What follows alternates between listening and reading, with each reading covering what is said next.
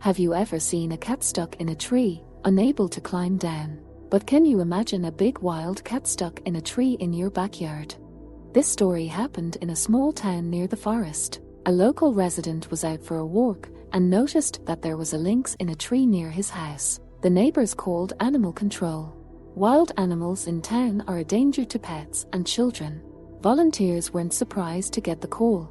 It wasn't unusual. From time to time, wild animals were spotted in town. In winter, the animals searched for food and usually ran back into the forest. A rescue team arrived at the scene.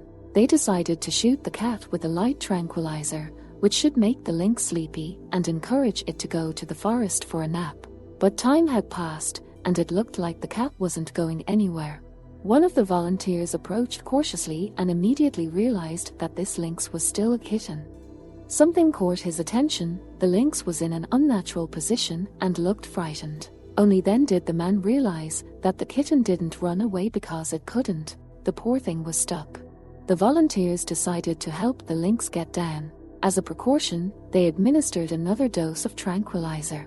Slowly and gently, they got the cat down. The lynx was afraid at first, but as soon as it realized that volunteers only wanted to help, it calmed down and even allowed people to pet it. The volunteers noticed blood on the fur, so they took the animal to a vet clinic where the doctors cleaned the wound.